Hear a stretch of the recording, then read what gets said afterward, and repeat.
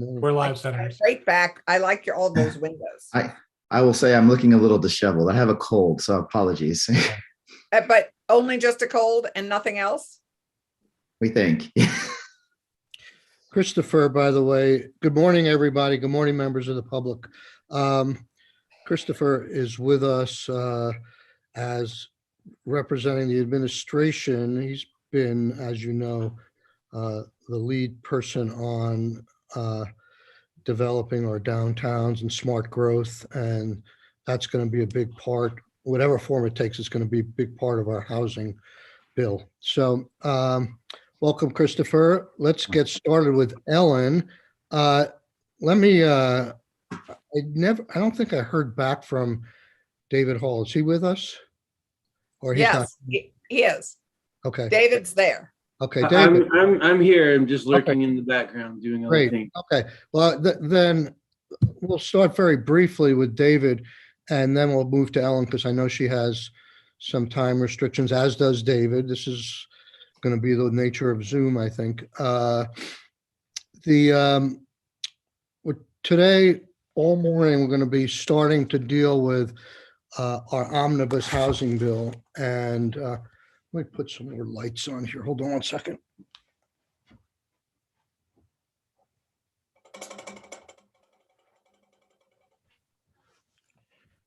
I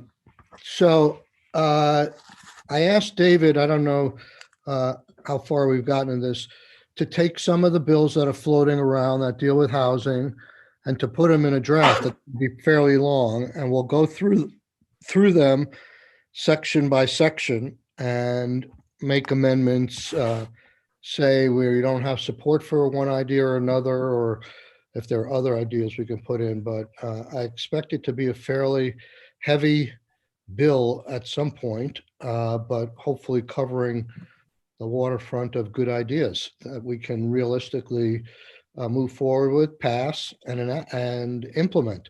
So I don't know if that's a little bit of a lead up for you, David, just to get the document posted at this point and tell us what you've got in just not substantive, just an outline of where the bills came from, who sponsored them perhaps, and where you got them from. And then we'll turn it over to the parts that Ellen has drafted.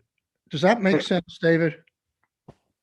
I'm feeling confused and flummoxed only because I think everything that you guys have asked for so far, Ellen has actually drafted. So that's fine. That's fine. Am I wrong about that, Ellen? Ellen is not sure about that either. Did you? Well, no, that's okay. I thought you drafted at least Keisha Ram's bill, no? So I have part of it's mine and part of it says. And part of it's Becky's. Oh, okay, that's right. Oh, right. Yeah, because I'm on that bill too. This is the housing bill.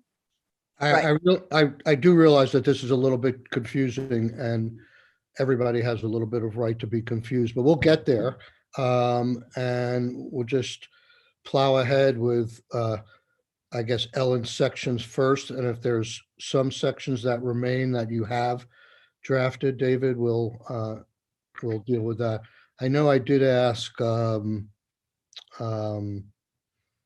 David to include the ideas of a land bank and a 529 plan from the realtors, but I don't know who drafted those. It may have been the realtors themselves, but we'll get to those sections as well. And David, Keisha's computer is having a little bit of a hiccup, and she'll be here with us shortly. It's doing an update that is intervening with her joining us. The Omnibus Economic Development Bill also has a few housing pieces in it also, which David did draft up. There's Keisha. And so we might want to look at some of those too. I think that anyway, so we've got housing pieces in a bunch of our bills. Yeah, and other ideas are still floating around to get there. So yeah. And there's one in budget adjustment, which we of course need to deal with, which is the home builders gap piece, which there is hope that might also be part of a budget adjustment. And I guess I would say that there's a sub question here, which is what do we want to make sure we include in budget adjustment? And I think we should carve out some budget adjustment time that may have one or two housing pieces in it. And we know it has an economic development piece and a new workers piece. So let me just interject here and Yep. and try to put some shape on everything. I got multiple emails throughout the day from multiple people saying, I'm going to get you something. It didn't happen from some people. It did happen from other people. A huge amount of the stuff that you guys are considering, Ellen did, and we have been in touch with each other, but we don't have at this point like one repository in which all of these things appear, because it wasn't entirely clear at the end of the day, and I mean the end of the day, whether we should just be dumping a bunch of stuff and waiting for other stuff, or whether you were going to use this time with us to talk about what might be in, what might be out. If you wanted to hear them on the basis of their individual bill numbers, as you suggested, Mr. Chair, by, where did this come from? Who drafted it? What's the number? What's it deal with? So if I misapprehended or understood that, and you wanted everything in a 100-page vehicle at this moment, I'm sorry, I don't have that 100-page vehicle at this moment. We do have the constituent parts and we can speak to them.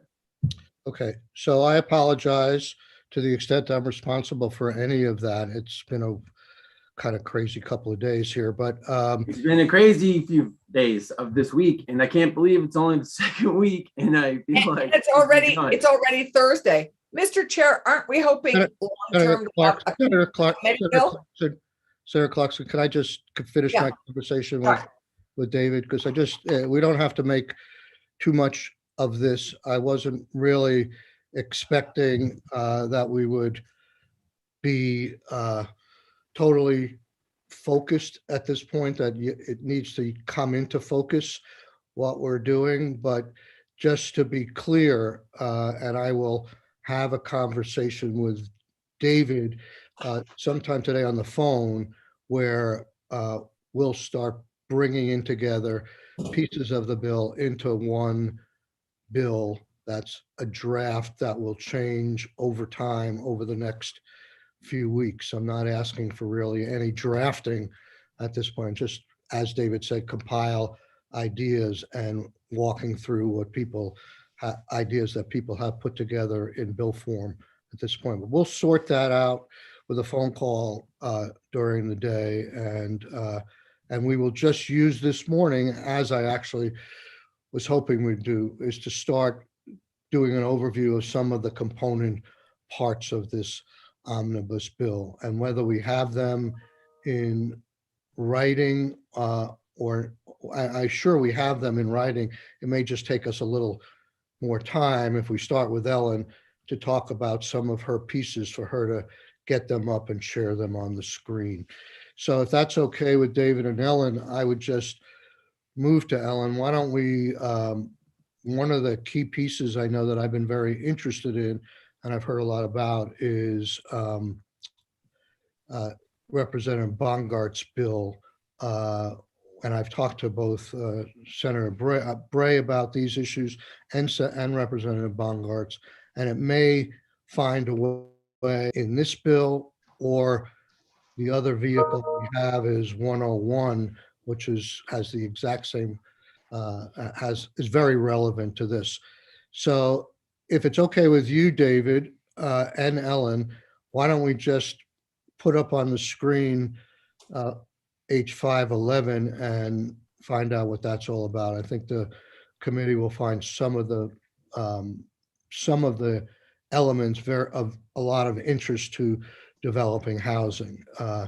And we're also going to have Senator Bray in next week to talk about his Act 250 bill, and Senator Brock has a bill on natural resources as well that has some housing elements, and we'll talk about that. So we're starting to just get an overview at this point of some of the housing related bills that are out there that might form the core of our omnibus bill. Is that a good way to proceed in Ellen and David's minds at this point for this morning? Sure. Okay. Okay, yeah. So Ellen, let's take a look at this bill. And if the one thing I would ask you on this bill, as opposed to going through every section of the bill, if you can use your judgment and not to say that we might not revisit it later on, but to try and not go through bills that are not related, sections that are not related somehow to more effective development of housing. Okay. Okay, so to start, 511 is an act relating to promoting housing in Vermont centers. So I think perhaps all but one of the sections of this bill are related to housing. The first section is a finding section, and as you and David and the committee build the list of things that are going in your omnibus housing bill, I'll be keeping track of the parts. This bill has some significant similarities to the language that's in Senator Rahm Hinsdale's bill. So we may not need both sets. So Right. I'm just going to flag that. Right. So the first section in 511 amends the neighborhood development area requirements for a town to get a designated neighborhood development area. The first part allows towns to file jointly. So if two towns want to apply for a neighborhood development area that will cover a boundary within two towns, they're going to allow that. That's the first change.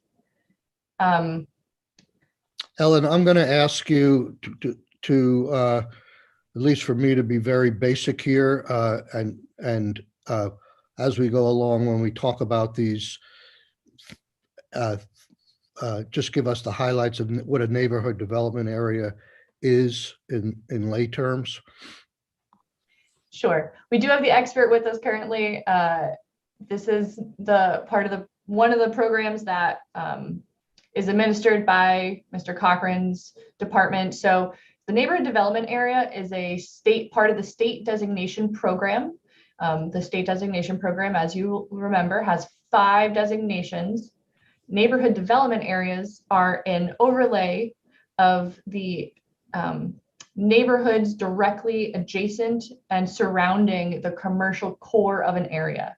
So it's usually the area around either a designated downtown, village center, or new town center. And it is largely residential, although mixed use and commercial is allowed, but there are a number of incentives for towns that achieve a neighborhood development area, but there is also a pretty extensive list of requirements for a town to receive this designation.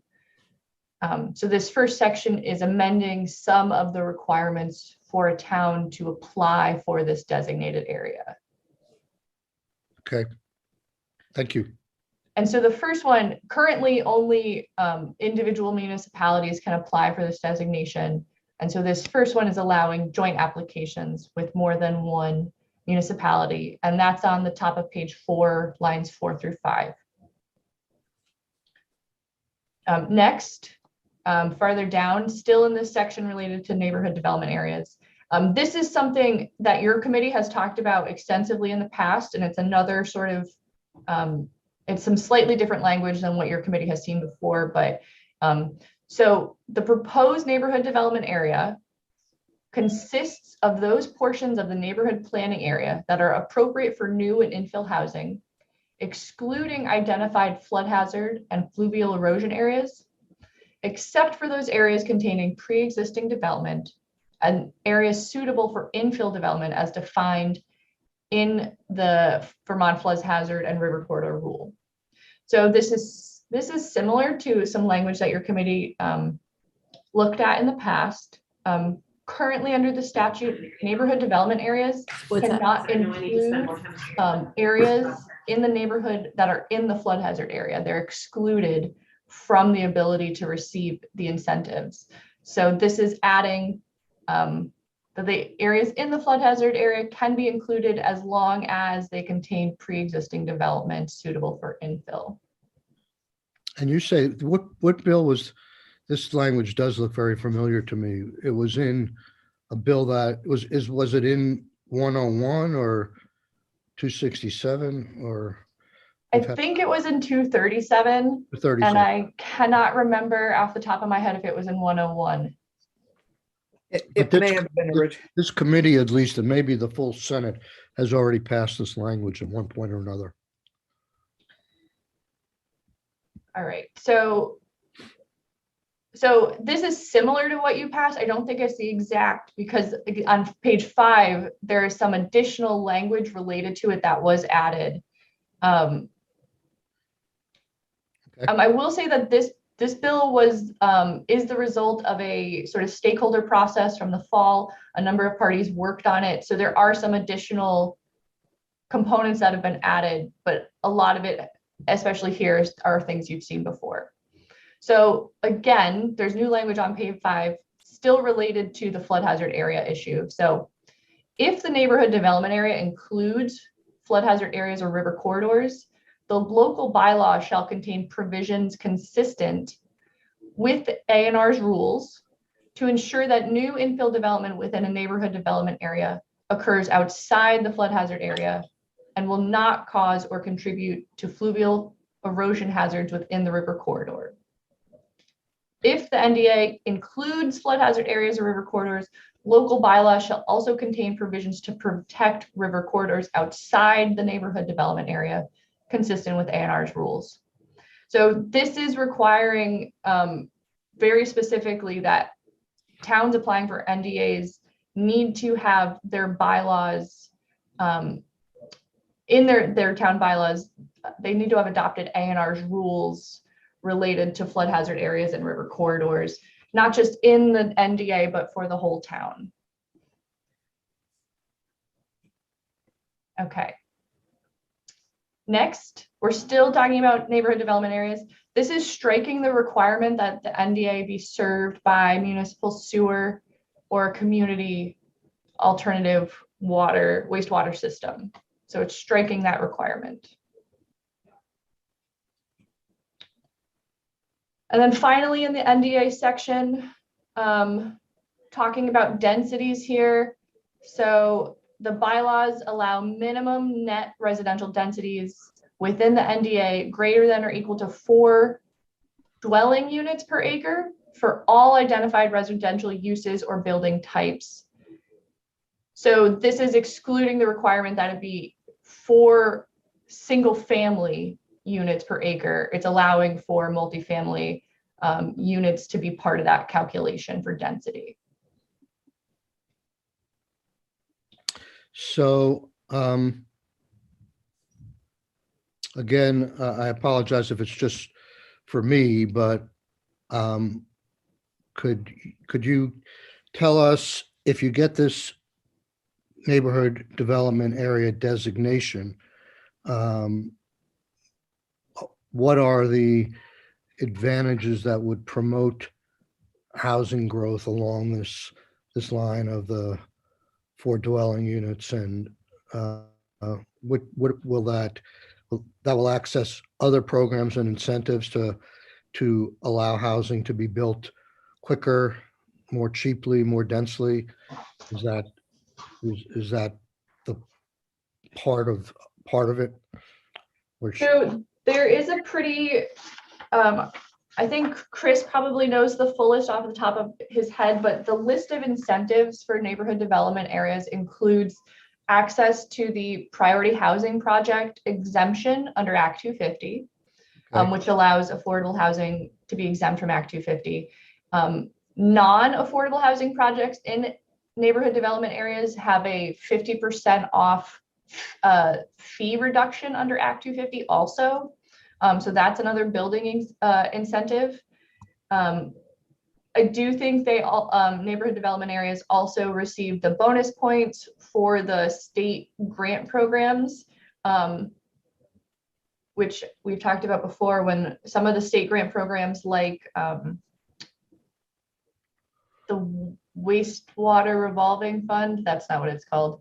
You get bonus points if you're part of the designation program. And so when towns are applying for grants from the state, it's a bonus to them. So I think I'm probably missing a few. And so I don't know if you want to hear from Chris on the full list. No, but- that's fine. We will hear from Chris at some point, maybe even today, but no, I just wanted to get us grounded as we go through these things, not assuming that we all are well versed in this. I know we've heard this at least 5 times from different witnesses, but it's a new session and I just wanted to go slow in terms of making sure everybody had an understanding. I also want to say that I'll have to work with Scott because I'm sure there's a way I can see people's faces while we're sharing a screen here, but I haven't figured it out. So if you have a comment or question, just shout out because I can't see anybody but Ellen at this point.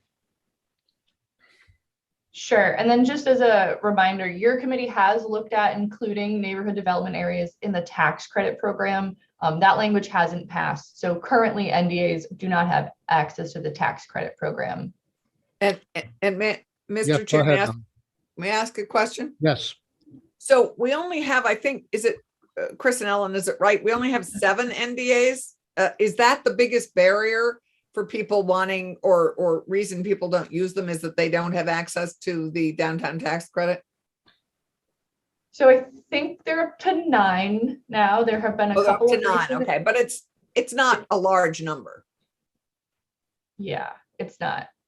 And I don't know if Chris wants to jump in, but I don't know if it's that the tax credits are a barrier, but the NDA is, I think, the most recent of the neighborhood of the designation programs, and it does have the longest one. It's one of the longest sort of application requirements. Particularly compared to like the village center designation, NDAs have a longer list of planning requirements that the town has to complete. And, okay, And if I could add, yes. yeah, quickly, I'm Chris Cochran from the Department of Housing and Community Development. Yes, I can confirm there are 9 neighborhood development area designations. The reason, and most of the designations until recently were focused in Chittenden County. The reason for this is the primary benefit is the Act 250 exemption from, and that only supports new development. We're not seeing a lot of new development occur outside of Chittenden County. There are some exceptions. I think we see some in the Hanover area, but it's not an attractive program as proposed to the rest of the state. And our intent and hope by creating the neighborhood development area tax credits, that will engage more communities who actually need their housing improved. They're less likely to see a new development occur.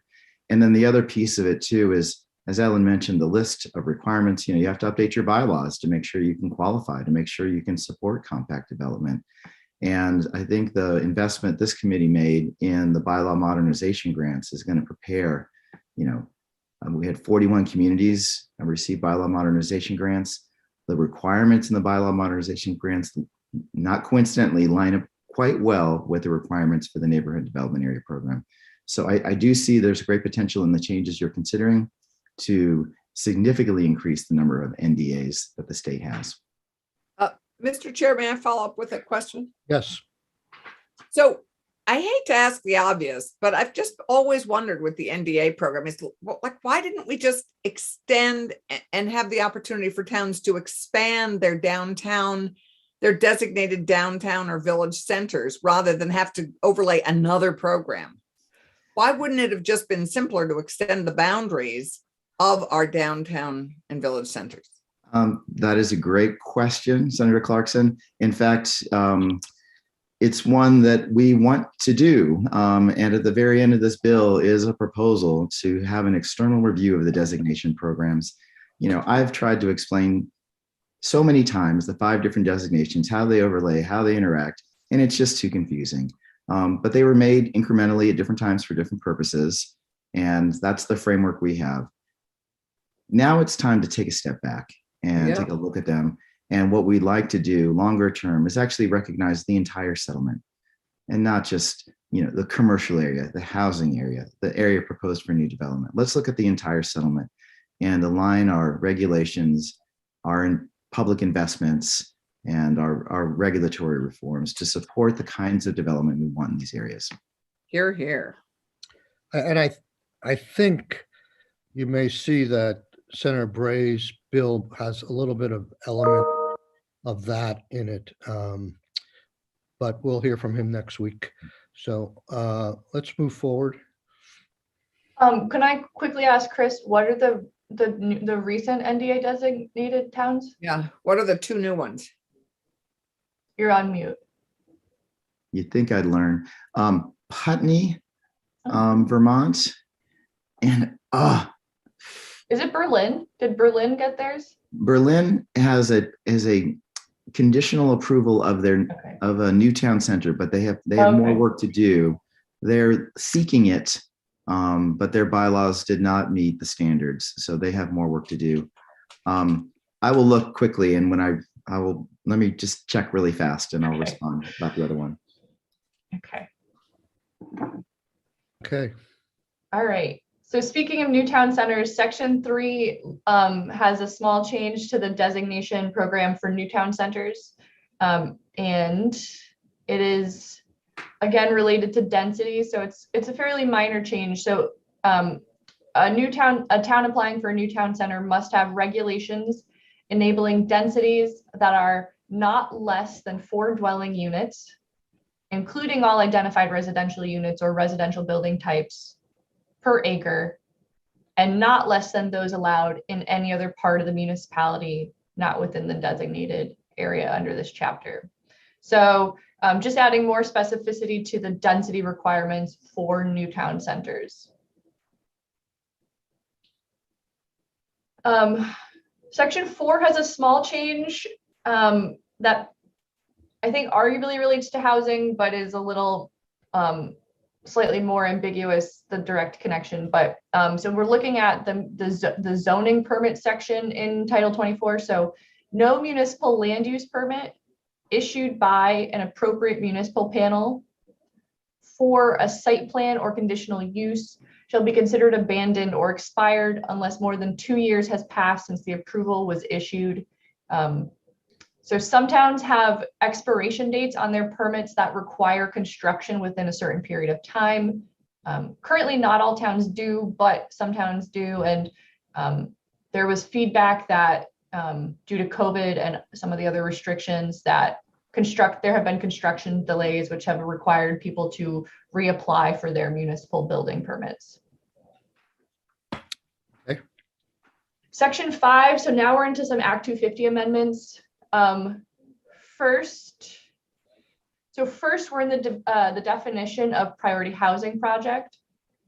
The definition of priority housing projects under Act 250 are exempt, but there's a list of qualifications that a project needs to meet in order to be considered a priority housing project. It needs to consist of at least 20% affordable units, and it needs to be located in a designated area. And currently there is a cap on the size of the number of units that can be built at that will be exempt.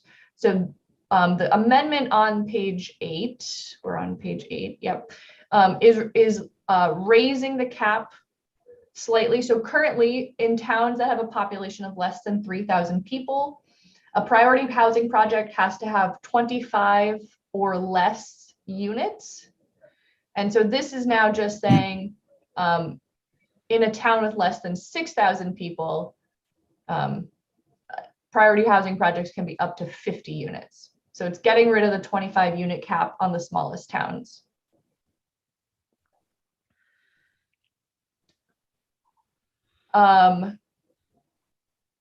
Quickly, this is probably not related to housing. It's updating the definitions of floodway and floodway fringe to match A&R's definitions.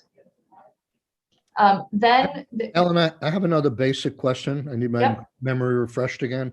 Mhm. So the basic argument for allowing priority housing to bypass, or at least one of the arguments I remember, to bypass Act 250 was that there is elements of Act 250 review that are already achieved, at least in part through the local municipality or town. Do I have that wrong? Is there any requirement here that there be some thorough review by somebody if we're in priority housing?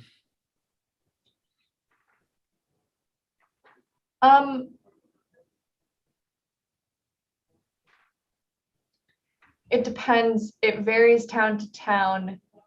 I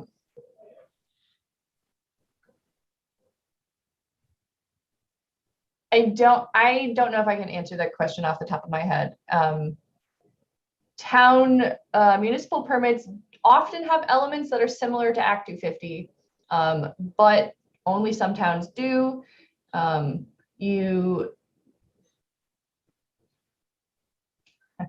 Not all of the towns with designated areas have full zoning. Really? Yes.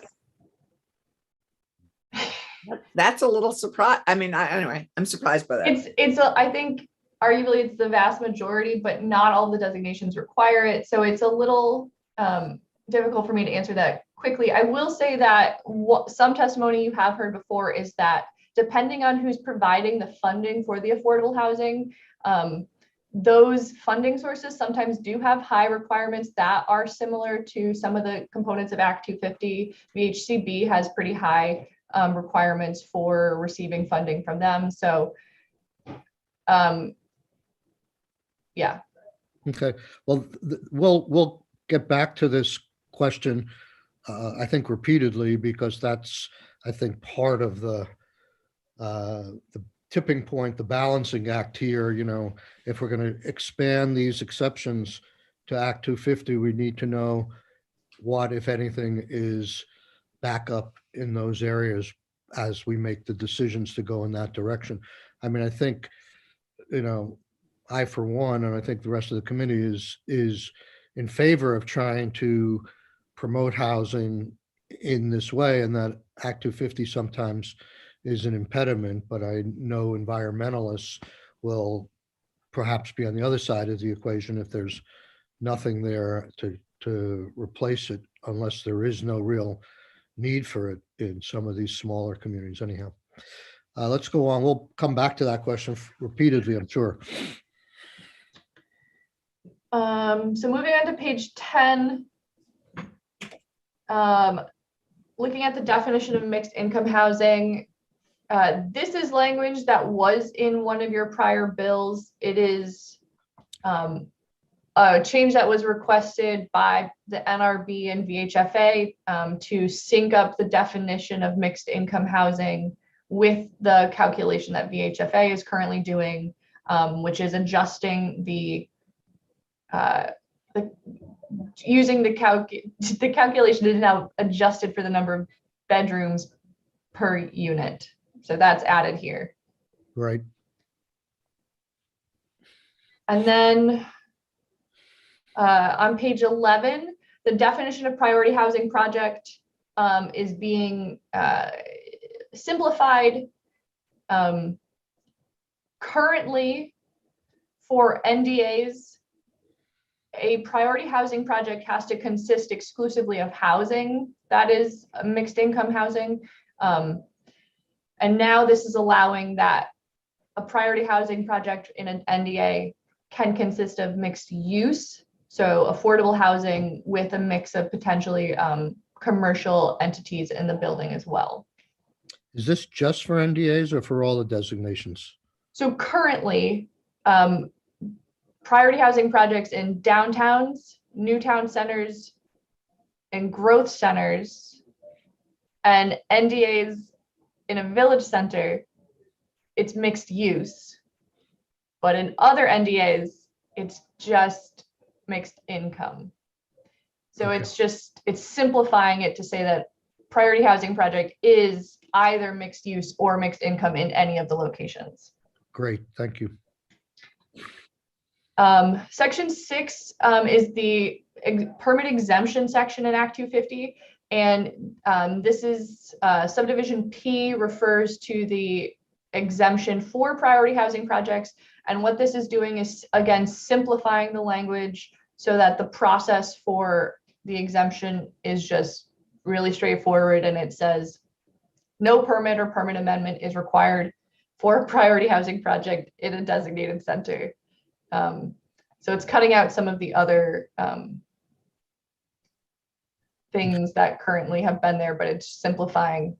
No permit or permit amendment is required. Okay. And then almost done here. Section 7 probably isn't related to housing. It's updating criterion 1D of Act 250, which is the floodway criterion. And then finally, this is the report that Chris referred to earlier. So it's giving his department $150,000 to hire a consultant to do an evaluation of the state designation program and look at potentially updating and reassessing it. So, sorry, may I just, Yes, before we, Senator Clarkson. thanks. Before we go, just gloss over the flood hazard areas and river corridors, I just want to remind us that they have huge impact on housing in our downtowns, as we found out in Irene. So, I mean, it does have housing impact. Right. Okay, sure. So I'll talk to you about it quickly. I'm just saying that we don't need to spend a lot of time on it now. I just, Okay. when Yeah. you say it doesn't have, it Go does. ahead, Ellen. You have something to add? And I can't remember if this was in S237. It may have been. This is a piece of language that has been floating around since I started. It seeks to just update criterion 1D to match the work that A&R has been doing. So Right, A&R no longer uses the word floodways. They right. use flood hazard area and river corridors. So it is a change to this criterion, and this applies to anyone who is seeking an Act 250 permit for construction, housing or otherwise. And so this is an update to that criteria to reflect A&R's current definitions. Okay.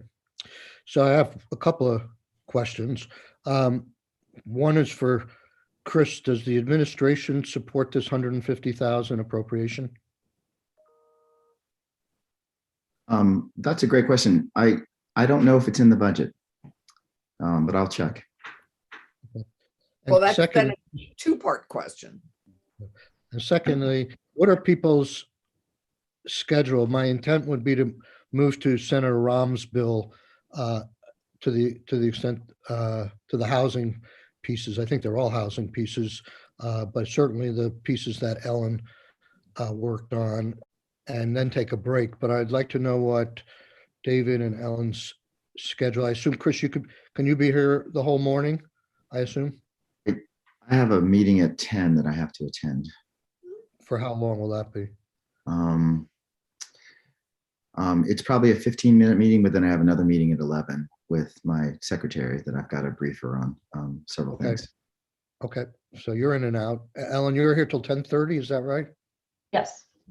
And David, what's your availability for the rest of the month? At some point, I have to hop over to House General, but it's in flux. They scheduled me for more time than it will take, so I can be here the whole morning until they tell me they need me to pop over, and then I gotta scoot, and then I'll come back.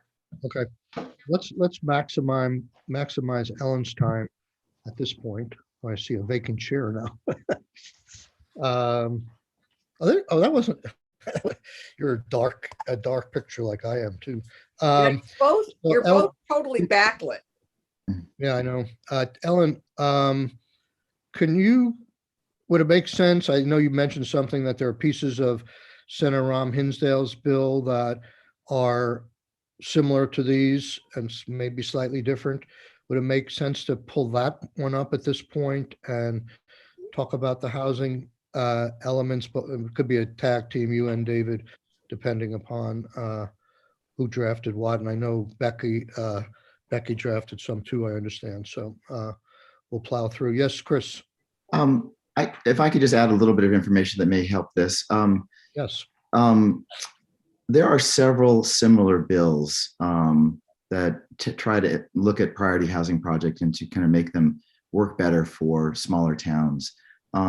They were spawned by a memo that several local planners wrote. I think there's a Senate version, there's a House version, and Representative Bongart started with a similar version of the bill. H511 is a more refined version of that, and it's seen a lot of stakeholder review. So there are differences, and where there are differences, you'll find that there wasn't support for them. So I don't know if that's helpful to the committee, but I just wanted to add that. Well, is that memo available? Could you get us that? That memo Absolutely. that- Yep. Yep. So And you that- received a copy of it I think it's several years ago. It was kind of a response to S237. We were looking at changes at the local level to support compact development, and the planners didn't really like that. And they pointed to the state and they said, the state needs to make changes too. So 511 and these other bills are responsive to that. Okay. Well, with Can I that just- in mind, yes, Senator Ram, please. Well, yeah, I mean, I shared with Chris my bill and I haven't heard back from him where the disagreement is. I do think there's certain differences, like a one-to-one, remediation of prime agricultural soils. If you're building in neighborhood development centers instead of no remediation, I'm just trying to, I think if we go through the bills, the nuance is important. I haven't heard from Chris where the disagreement is. Okay, well, that's what we're intending to do throughout this process. It's going to take time. We don't have to resolve these things today, but I do think it's a good idea to talk about whether there's on the heels of the 511, can we move to Senator Ram Hinsdale's bill and walk through that and highlight where there's similarities and differences? Okay. Yes, so S226, Right? and these sections should sound very familiar. So starting with section 2 on page 5 of S226, it's amending the neighborhood development area requirements. So first, we have the language about allowing joint applications with municipalities. That's the same as in 511. There's also this language here on page 6 related to the size of the neighborhood development area itself. So it's amending how large the NDAs can be.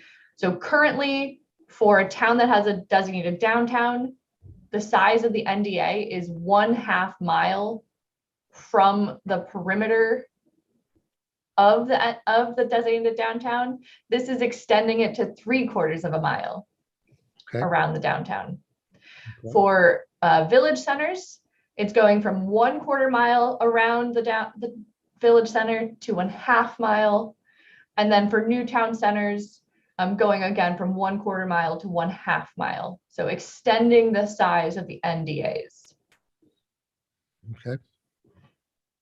Next, again, on page 7, that language about the flood hazard areas in an NDA. So this is making a slightly different change.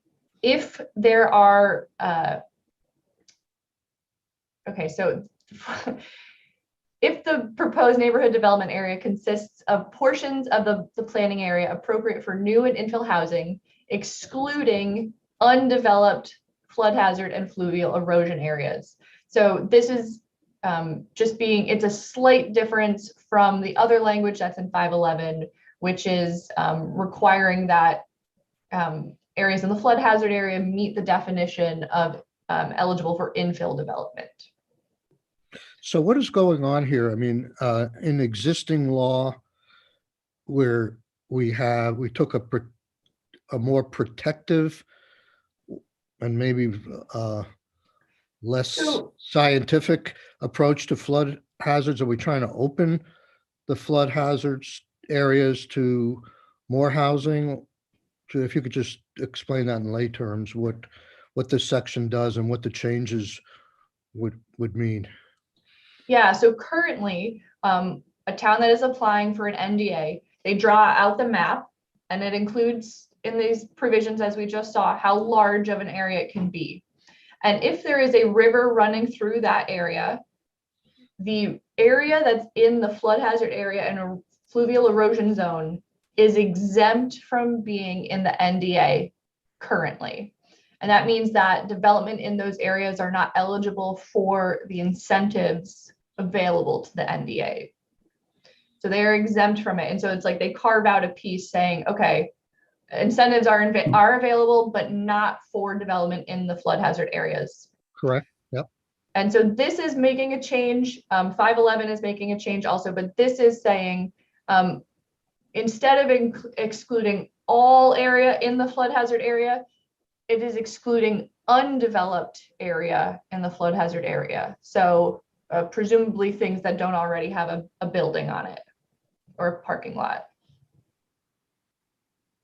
So if it has a building on it, It is included in the NDA and therefore eligible for the incentives. okay, got it. There are pros and cons to that argument, obviously. Well, let me just make sure I got this right. From a lay perspective, the pros and cons I see is you have a pre-existing building in a flood area, and the law presently says that you can't expand the use or, extend the building, or maybe even renovate, convert it to apartments or something like that. And now we're opening up that developed land to further development, even though it's in a flood area. I would say that's largely accurate, except for a slight nuance being people can do construction, addition, renovations, but the state will not be providing any incentives for that work. Got it. Okay, good. I'm learning as I go. And this obviously highlights the juxtaposition of land use planning with housing development. And that's why we have to work closely with Senator Bray's committee on this. I did see Senator Brock's hand up, and I don't know if he still has a question on this part. I don't know. I think can't- he was can't- just letting us know he had to step out. Oh, okay. Okay. And so again, the slight difference farther down the page is if the neighborhood planning area includes floodplains or river corridors, the local bylaw shall contain provisions that ensure development is elevated or flood-proofed at least 2 feet above flood elevation, base flood elevation, or otherwise reasonably safe from flooding. So the difference with the 511 is requiring the town to actually adopt bylaws that address the flood hazard area issues and put that into and establish what their requirements are. This is sort of a blanket provision saying the local bylaws shall require elevation and flood proofing above 2 feet. I think they're similar goals. It's just different ways to get at flood proofing for the development in these flood hazard areas. Okay. And so again, at the bottom of page 7, in 511, the requirement that the NDA have municipal sewer or an alternative system is struck, and that requirement is gotten rid of. This is adding a slight change where the neighborhood development area has to have at least one of the following: municipal sewer, community or alternative wastewater system approved by ANR, or a public community water system. And so this is a change because a community water system is just water, not necessarily sewer. So it's different. It's a different option. Okay. Next, there's some language in the density provision, which we did talk about in 511. So it's striking the requirement that single family detached dwellings are part of the density calculation. That is in 511.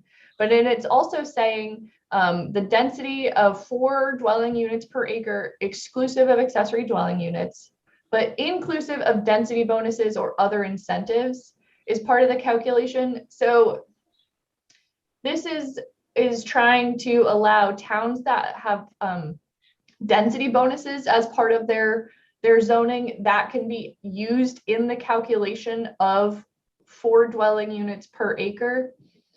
Honestly, I do not know how many towns are currently using density bonuses. I don't think it's all towns. And so this is just, again, a different sort of option on how to get to the density calculation. Is this like transfer of development rights? Where infill housing or smart growth things try to give a bonus to downtowns? Or am I mixing apples and oranges here? So towns can structure density bonuses different ways, but the way some towns do it is if the project can is going to either be made up of affordable units or senior units. I think there's senior housing units. I think there's a couple of different ways that they can structure it, but if they're doing a thing that the town specifically would like, they are allowed to build extra units. So with this language here, this change, would it increase density or decrease density under this section when you include the density bonuses? So allowing density bonuses potentially could decrease decrease the density, because not all development is required to meet the density, the desired. I'm not doing this well here. Density bonuses, I believe, are optional. Right. So not every development will necessarily meet that and get that. And so if you're doing a calculation on how many units per acre is in one area, if it's eligible for density bonuses, it doesn't actually mean that it will be dense. And I don't know if Chris can explain it more clearly than I just did. But I see Senator Clarkson has her hand up. Yes. yeah, no, I think Keisha, and I mean, I think the objective here is actually to encourage density. Right. So however this so you should keep in mind that our objective here is increasing density. So Yeah. if it has failed to do that, then obviously we need to figure that out. Okay. Could I add while the iron's hot? We had concerns with this approach. Basically, a town could have 2-acre minimum zoning, which we don't want to support, and say, oh, but in this area, we have a density bonus that allows us to build and meet the neighborhood development area requirements. We want to establish a floor for the whole community, for the whole sewer and water service area, to create more housing options in the entire community, not a specific site-by-site approach to creating density. This is also incredibly difficult to administer and review for us. And we need to keep in mind of the goal. We're trying to create more housing opportunities in the whole community, not a piece of the community. Right. So that was why we were concerned with this. And that's why the group ultimately chose the option in 511. Okay. I think the goals were the same. Right. Right. Maybe need to be tweaked as far as the language. Okay, let's move on. Okay. So now we're moving into the area on new town centers. So, so this is an interesting provision. This would allow for more than one new town center in a town. So a municipality may apply for a new town center within the municipality, provided that no traditional downtown already exists in that municipality, unless geographic features, natural areas, or public or conserved lands significantly constrain opportunities for development in or immediately adjacent to the traditional downtown. So this would actually allow towns that have a designated downtown to also establish a new town center. Okay, anybody, Keisha or Allison, do you have an example here where this might be appropriate, like the town of Barry or something is, I don't know. I mean, when this expansion, which sounds like it couldn't hurt, but, or maybe it could, but is there a town in particular that was in mind, do you know? I'm looking at Chris because, I think this has bubbled up. I'm trying to think of downtowns that have a lot of like a river, a college campus, a natural area right next to them, where their downtown's pretty tight. But I don't want to misspeak about which downtowns that actually applies to. Chris Cochran, I'm not certain if there's a specific example in mind. I can say just the general concern about this is, we only have limited resources that we can allocate to these communities, and creating kind of two or more centers, creating a new town center could compete with the downtown designation and kind of undermine the vitality investments that we've made in that community. So that would be one, I guess, high level concern about this approach. Right. Well, yeah. And so maybe we'll certainly hear from the league on this one. If they have, I mean, if there's a specific town that cries out for this, we could put it in and put the language in that limits it, pretty much to that situation. So I think it's there may be, in the way land use has developed around the state, there may be an example where this would make sense. So we'll hear more about it for sure. I think the example that was given to me was Stowe, whose traditional downtown is in that one area, and it's pretty well built up. Right. Right. I don't know where the second area would be, but Yeah. We'll hear more. And then finally on page 9 in the new in the new town center section is the same language that is in 511, adding clarity to the density requirement of not less than 4 dwelling units per acre. Okay. Section 2B gets into the Act 250 amendments. So again, looking at the definition of priority housing project, this version actually removes any cap on the size of a priority housing project. So it removes the calculation for the number of units. Bold. I like it. Again, it's reflected again on page 11. That's part of the same amendment. And then on page 12, again, this is the same language that's in 511, which is just simplifying the actual exemption for priority housing projects.